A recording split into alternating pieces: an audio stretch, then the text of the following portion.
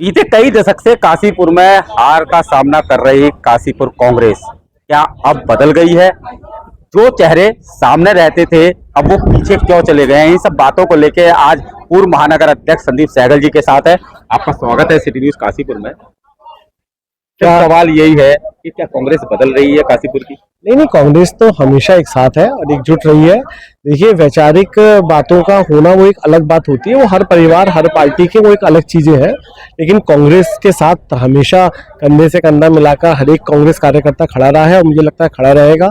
और जिस प्रकार से जन समस्याओं को लेकर आज की तारीख में राज्य सरकार और हमारे एमपी और एमएलए जिस प्रकार से शोषित कर रहे हैं काशीपुर की जनता को, तो एक दुर्भाग्यपूर्ण है।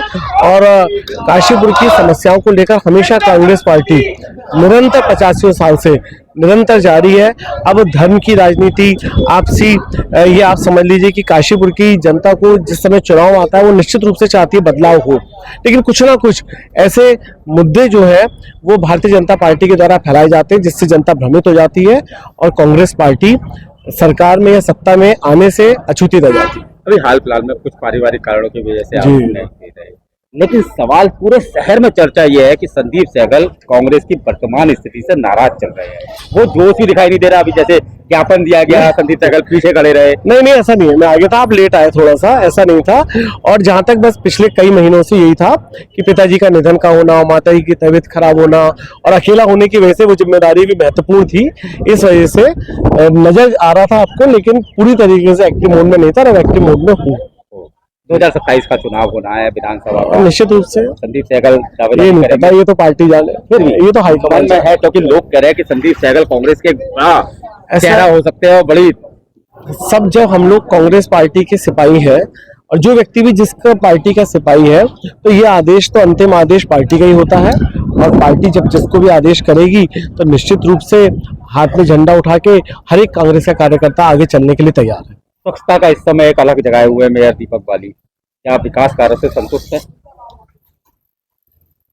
देखिए, अभी भी आप शहर में यदि निष्पक्षता से घूमे तो 11-11, 12-12 बजे तक कूड़े के ढेर आपको सड़क पे नजर आएंगे।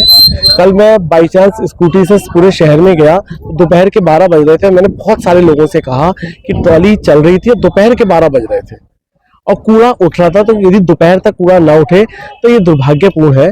दुकानें लोगों की 9:30-10 बजे खुलती हैं, कूड़ा 12 बजे उठ रहा है, वही ग्राहक का समय होता है। तो इसकी व्यवस्था और सुव्यवस्थित रूप से बननी चाहिए। कूड़ा कलेक्शन को लेकर अब तो गाड़ियां भी बढ़ा दी हैं। कल आप देखिए, कल का जो बात मैंने आपसे कही, ये कल का है सर्वे, 2-4 दिन का नहीं है।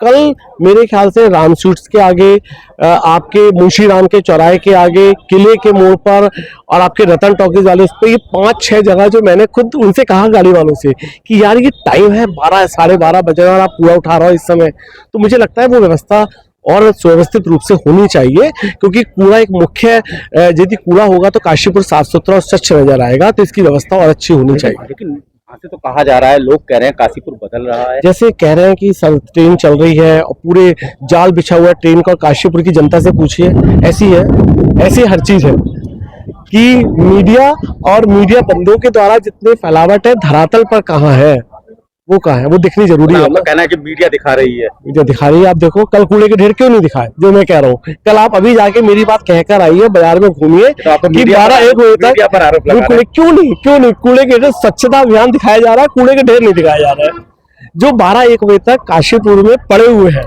तो वो दिखाना भी तो आपकी जिम्मेदारी है, क्योंकि आप निष्पक्ष हैं, और सबके साथ हैं और काशीपुर की जनता के साथ पहले हैं। तो ये चीज दिखाइए। सवाल ये है कि आप मीडिया पर आरोप लगा रहे हैं, लेकिन कांग्रेस की भूमिका कहाँ है? मैं तो अपनी कांग्रेस की भूमिका ये है तो सही। आप देखिए, सब कांग्रेसी खड़ा हुआ है यहाँ पर, कांग्रेसी खड़ा हुआ है, कह रहे ट्रेन चलाइए, ट्रेनें चलाइए। भाई यही तो कांग्रेसी खड़ा हुआ है कि ट्रेनें चलाइए, ट्रेन नहीं चल रही है, तो कितना बड़ा दुर्भाग्य है ये। आज की तारीख में एमपी भारतीय जनता पार्टी का, एमएलए भारतीय जनता पार्टी के, पूरी की पूरी ऊपर से नीचे का अमला सारा जो है भारतीय जनता पार्टी का, और काशीपुर के व्यापारी परेशान है। उनके लिए आने की ट्रेन नहीं, जनरल बोगी लगी हुई नहीं है यहाँ पर। वंदे मातरम कह रहे हैं हमने जाल बिछा दिया काशीपुर में, देखी कभी आपने वंदे मातरम? जबकि काशीपुर जो है वो उत्तराखंड और उत्तर प्रदेश का मुख्य द्वार है।